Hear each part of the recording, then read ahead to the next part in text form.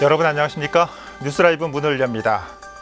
서울 동서를 가로지르는 시민의 발인 지하철 9호선이 모레인 10일부터 주말까지 파업을 예고하고 있습니다. 모든 구간은 아니고 언주역과 중앙모훈병원 구간에서 준법 투쟁을 예고하고 있는데 행여나 코로나가 확산하고 있는 시점에서 지하철 밀집도가 높아지진 않을까 우려되는 부분도 있습니다. 미리미리 교통 상황 체크하셔야겠습니다. 7월 8일 뉴스라이브 지금부터 시작합니다. 오늘의 헤드라인입니다. 지어진 지 80년 된 충정아파트를 문화시설로 보존하는 안이 추진되고 있지만 정작 입주민들은 열악한 주거 환경으로 고통받고 있습니다. 올 상반기에 구로구 아파트값 상승률이 서울에서 가장 높은 것으로 나타났습니다. 상대적으로 낮은 집값과 30, 40대 수요자가 몰린 게 원인으로 꼽힙니다. 그동안 구매 수량에 제한이 있었던 공적 마스크 제도가 이번 주 일요일부터 폐지되면서 수량 관계없이 구매할 수 있게 됩니다. 마포구가 낡은 의류수거함 대신 새로운 수거함 400개를 설치했습니다. 디자인과 실용성을 높이고 새로운 관리 체계를 구축했습니다.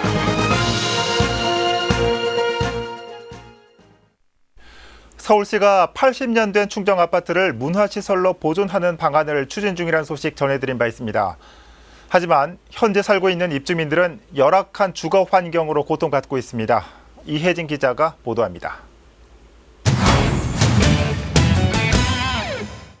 국내에서 가장 오래된 아파트로 알려진 충정아파트.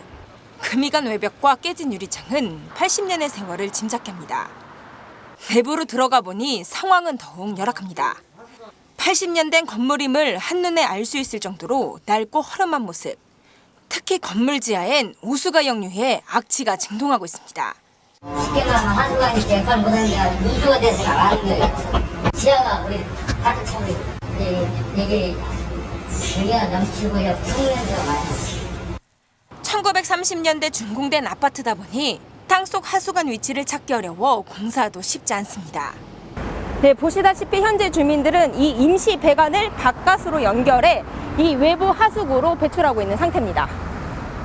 게다가 지난해 건물 안전진단에서 보수가 시급한 C등급을 받은 것. 하지만 해당 건물이 재개발 구역에 묵혀 문화시설로 보존하는 방안이 추진되고 있어 시설 투자가 이루어지지 않고 있는 상황입니다. 또 현재 50세대가 거주하는 충정아파트는 공동주택 자격 기준에 부합되지 않아 지원도 받을 수 없는 상태입니다. 관리 주체라든지 또 장충금이라든지 또 뭐 워낙 오래됐다 보니까 이런 것들이 제대로 기반이 안 잡혀 있는 건물이거든요. 서울시는 이게 굉장히 오래된 대한민국 최초 아파트라고 얘기를 하니 사유 건물을 이렇게 보존 건물이라고 지정을 하기보다 고인들이 매입을 해서 관리를 할 필요가 있다고 저는 생각을 하고요. 건물의 가치를 인정받아 보존이 추진되고 있는 충정아파트. 수십 년째 건물을 지키고 살아온 입주민들에 대한 대책 마련도 시급해 보입니다. 드라이브 서울 경기 케이블 TV 이혜진입니다. 서울의 아파트값 상승 기세가 누그러들지 않고 있습니다. 올 상반기 어디가 많이 올랐는지 봤더니 구로구가 가장 높은 위치를 차지했습니다. 엄종규 기자가 현장 둘러봤습니다. 구로구 아파트 가격이 13개월 연속 오름세를 이어갔습니다. 특히 올해만 놓고 봤을 때 상반기 누적 상승률은 1.85%로 서울 25개 자치구 중 가장 두드러진 기록입니다.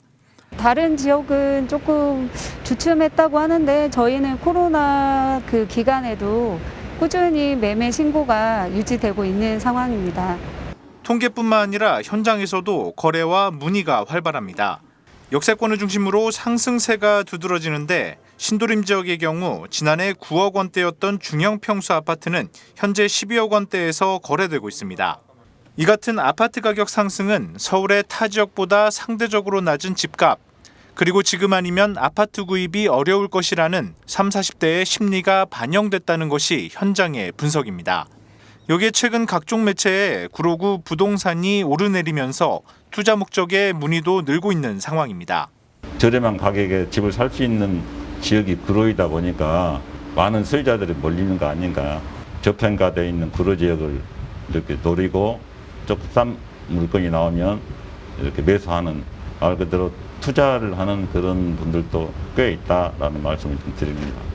부동산 전문가들은 구로를 비롯한 서울의 아파트 가격 상승세는 당분간 이어질 것으로 전망했습니다.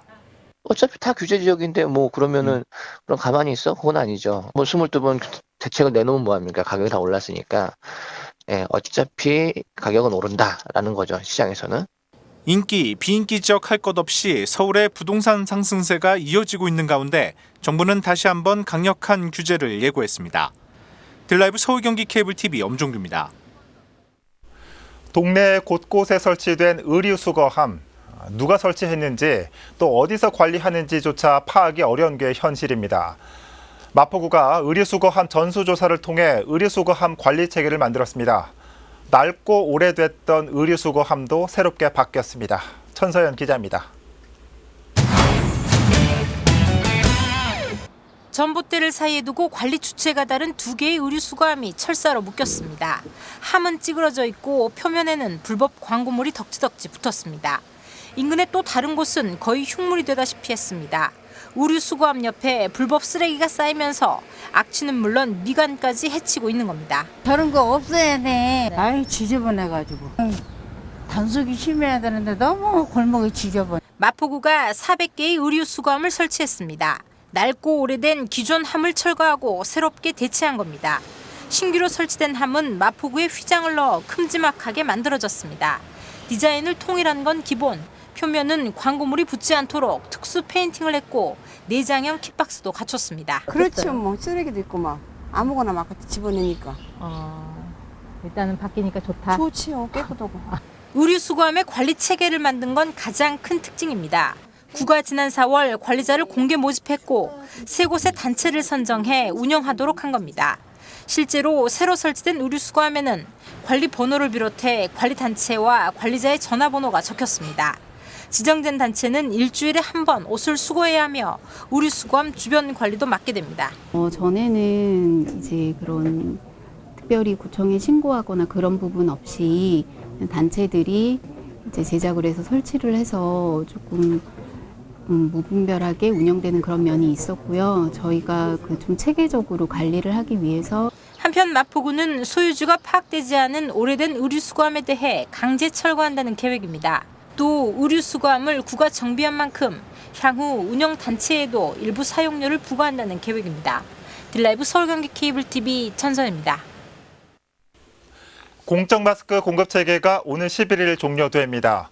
식품의약품안전처는 어제 기존 체계를 시장형 수급 관리로 전환한다고 발표했습니다. 관련해서 취재기자와 얘기 나눠보겠습니다. 이재용 기자. 네, 보도국입니다. 네, 앞으로는 보건용 마스크 구매가 자유로워지는 거죠? 네, 공적 마스크 공급 체계가 오는 11일에 종료되면 그 다음 날인 12일부터는 약국이나 마트, 편의점, 온라인 등 다양한 판매처에서 보건용 마스크를 구매할 수 있습니다. 네. 또 오늘부터 오는 11일까지는 코로나19 확산 방지와 구매 접근성 제고를 위해 중복 구매 확인이나 수량 제한 없이 현행 공적 마스크 판매처에서 마스크를 살 수 있습니다. 공적에서 시장 공급 체계로 전환하는 데 따른 변화입니다. 네. 이 밖에도 식품의약품안전처는 민간 협의체를 운영해서 취약계층이나 사각지대의 마스크 공급을 지원할 계획입니다. 특히 수술용 마스크는 공적 공급 비율을 기존 60%에서 80%로 확대하고 보건용 마스크의 수출 허용량은 월별 총량제로 바뀝니다. 이와 함께 가격이나 품절률 등에 대한 시장 모니터링과 불공정 거래에 대한 단속도 병행한다는 계획입니다. 네, 이번 공급 체계 전환은 마스크 공급이 안정화됐다는 반증이기도 해서 의미가 있어 보입니다. 자, 이 코로나19 발생 상황 어떻습니까? 네, 오늘 0시 기준으로 국내 코로나19 확진자 수는 총 13,244명입니다. 어제보다 63명 늘었습니다. 사망자 수는 285명입니다. 서울의 확진자 수는 어제보다 10명 더 늘어난 1,385명입니다. 사망자는 지금까지 8명입니다. 서울의 감염 경로 현황은 어제 오전 0시 기준입니다.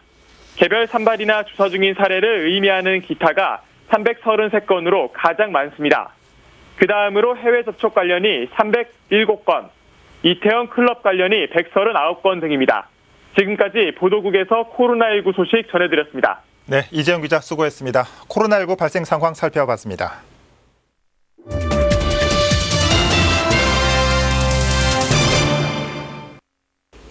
후반기 서울시회 의장단이 구성됐습니다. 부의장에는 삼선의 마포구 출신 김기덕 의원이 당선됐습니다. 직접 연결해서 앞으로의 포부 들어보겠습니다. 의원님 안녕하십니까? 네, 안녕하십니까? 네, 반갑습니다. 서울시회 후반기 부의장 당선을 축하드립니다. 먼저 소감 한 말씀 듣고 싶은데요. 많이 부족합니다. 그런데도 우리 동료 의원님들께서 시민을 대표해서 저를 후반기 부의장으로 선출해 주셨습니다. 이 자리를 빌어 무한한 감사를 드립니다. 지금 포스트 코로나를 우리는 준비해야 되고 또 시민의 삶을 지켜내야 되고 또 그린 뉴딜 의제를 성공적으로 이끌어야 될 중차대한 시기에 부의장으로 선출되어 책임을 맡게 된 것을 매우 무겁게 생각하고 또 책임감이 앞섭니다.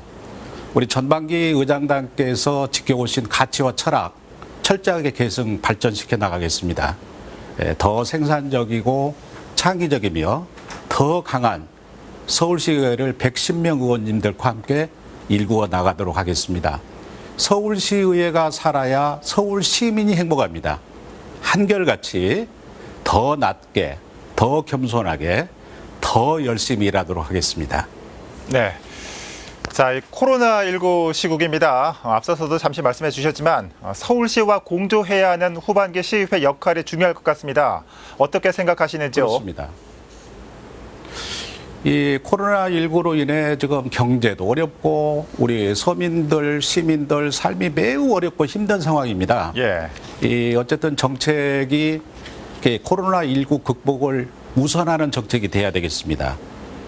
포스트 코로나 시대를 준비하고 우리 시민의 삶을 지켜내는 그린 뉴딜 정책을 선도하는 서울시의회가 되도록 우리 모두 다 힘을 모아야 되겠습니다. 네. 그 일의 중심 역할을 하도록 하겠습니다. 코로나19에 대응하는 정책 개발에 앞장서도록 하겠습니다.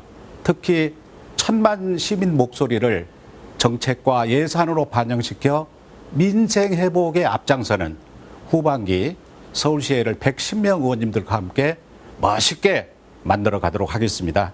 예. 자, 이 서울시와의 공조도 중요하지만은 의회 본연의 업무죠. 이 행정부 감시 견제 기능을 잘하기 위해서는 어떤 의회가 됐으면 좋겠다고 생각하시는지 또 그걸 위해서 의장단으로서 어떤 활동을 하실 예정이신지도 궁금합니다.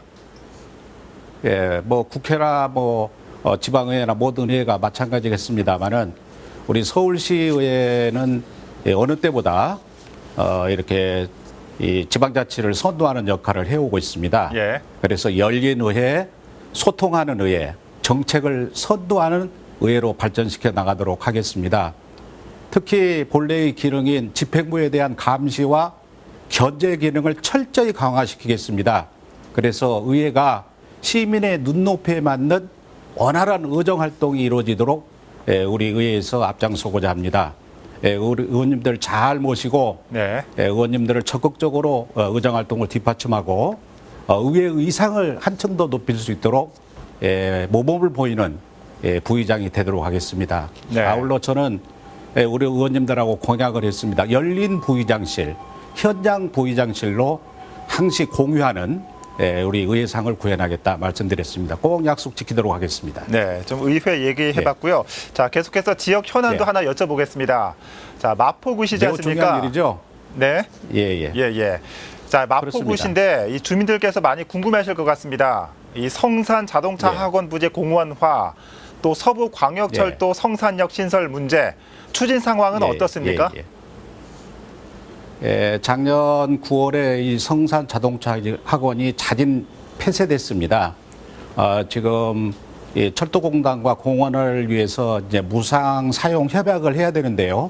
현재 국회나 마포구, 서울시가 모두 다 함께 노력하고 있습니다. 이 문제가 해결이 되면은 서울시로부터 조성 예산을 확보할 수 있도록 지금 현재 기초 작업을 한 상태입니다. 그래서 어차피 이 국토부에서 이제 철도공단과 협약을 꼭 빨리 내려주기를 간절히 바라고 이를 위해서 국회에서 지금 노력하고 있으니까 잘 될 거로 생각을 하고 저는 서울시에서 예산을 한 60억 되는 예산을 확보해서 내려보내도록 하겠습니다. 그래서 조만간 이 사업이 잘 이루어질 거로 예상을 하고요. 그다음에 서부 광역철도는 이 서울시에서 금년 상반기에 차량길을 공항 쪽으로 확정을 했습니다. 예. 그리고 성산역과 덕은역을 신설하여 반영시키는 쪽으로 해서 현재 국토부에 예비 타당성 조사를 의뢰한 상태입니다. 후반기부터 예정되어 있는 이 예비 타당성 조사 시에 성산역 최종 확정될 것으로 보고 있습니다. 네. 이를 위해 지금 많은 분들이 정치권에서 노력하고 주민들도 노력하고 구청도 노력하고 있습니다. 그래서 이후에 이제 기본 계획 수립 과정과 실시 설계, 착공 순으로 이렇게 진행이 될 텐데 어쨌든 조기 착공이 매우 중요합니다. 그래 순조롭게 진행될 수 있을 것으로 예상합니다만은 이를 위해서도 최초에 제안한 사람으로서 많은 노력을 기울여야 되겠다 하는 각오를 새롭게 합니다. 네. 자, 오늘 말씀해 주신 대로 각종 현안이 산적한 만큼 후반기 시의회 거는 기대도 큽니다. 자, 의원님 오늘 말씀 잘 들었습니다. 예, 잘하겠습니다. 감사합니다. 네, 고맙습니다. 자, 서울시의회 김기덕 부의장 연결해 봤습니다.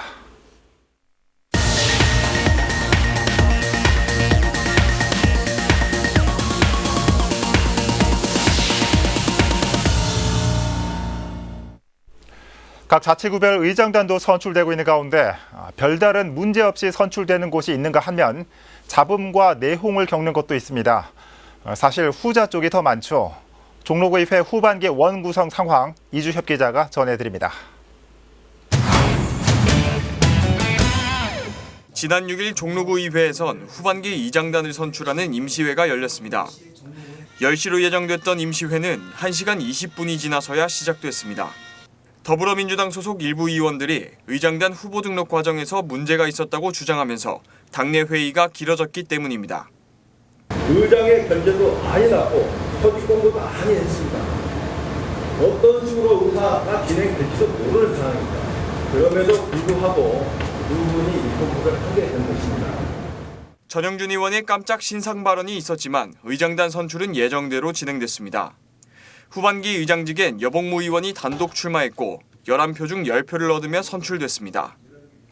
역대 선배님들께서 주추들을 놓았다면 그 주추들 위에 더욱 발전된 종로구의 위상을 세워놓겠습니다. 여복무 의원은 더불어민주당 소속 초선 의원으로 제8대 전반기 의회에서 건설복지위원장을 역임했습니다.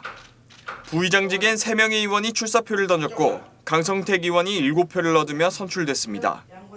강성택 의원도 더불어민주당 소속 초선 의원으로 전반기 의회에서 행정문화위원장을 역임했습니다.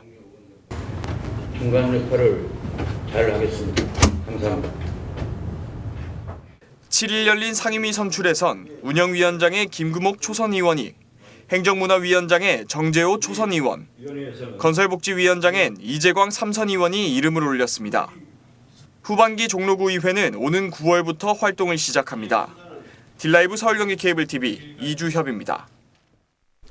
중구에서는 구청장의 역점 사업들이 또 의회 문턱을 넘지 못했습니다. 의회는 구청의 사업 설명이 부족했다는 입장이지만 중구에서 의회와 구청의 갈등은 이미 고질적인 문제입니다. 계속해서 지혁배 기자입니다. 다른 구의 3분의 1에 불과한 작은 수의 구민이라는 약점은 역설적으로 타 구에 비해 양질의 공공 서비스를 제공할 수 있는 강점이 될 수 있고 이것으로부터 우리 중구의 활로를 모색할 수 있게 되었습니다. 지난달 25일 서양호 중구청장은 구정질문 답변에서 많은 시간을 할애해 현재 추진하고 있는 중구형 사업들의 청사진을 발표했습니다. 핵심은 도시 경쟁력 강화, 침체된 도심산업 활성화와 주거지 기반시설 확충을 위한 중구시설관리공단의 중구경제개발공사 전환과 어르신 공로수당과 초등돌봄 같은 복지서비스 전달 체계의 일원화를 위한 중구복지서비스재단 설립, 여기에 구민의 생활구정 체감을 위한 주민자치회의 조속한 시행이 필요하다는 겁니다. 이에 따라 임기 후반 사업의 본격적인 추진을 위해 경제개발공사와 복지서비스재단, 주민자치회 조례안이 의회에 상정됐지만 모두 상정 보류됐습니다. 지난 회기에 이어 또다시 의회의 문턱을 넘지 못했습니다. 관련 예산 34억 원도 전액 삭감됐습니다. 조례안 상정 과정에서 충분한 설명도 없었고 자료도 부족했다는 이유입니다. 집행부에서는 늘 말로는 화합과 협신을 말하면서 행동은 그와 다른 모습을 보여줍니다. 일례로 의원이 요청한 자료를 아직까지도 주지 않고 있습니다.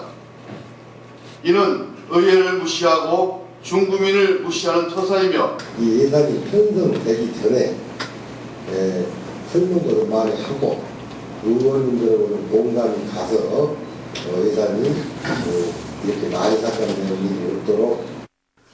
중구의회는 이번 추경 심사에서 국시비 반환금을 제외하고 98억 원의 예산안 가운데 절반이 넘는 55억 원을 삭감했습니다. 중구청은 이달 중 보류된 조례안을 다시 상정하기 위한 임시회를 요구할 계획인 것으로 알려졌습니다. 딜라이브 서울 경기 케이블 TV 지역배입니다. 더불어민주당 성북을 기동민 국회의원이 박양우 문화체육관광부 장관에게 한국예술종합학교 이전 용역에 대해 전면 재검토를 건의했습니다. 기 의원은 해당 용역이 한예종의 입장만 반영했다며 대학에 위치한 지자체와 지역사회의 협치와 상생 가능성, 이를 위한 주민들의 의견 수렴이 철저하게 배제됐다며 유감을 표했습니다. 또한 한예종 이전에 따른 지역사회 주민의 삶에 미치는 영향과 경제적, 문화적 피해 정도를 파악하고 이에 대한 대안을 마련해야 한다고 덧붙였습니다.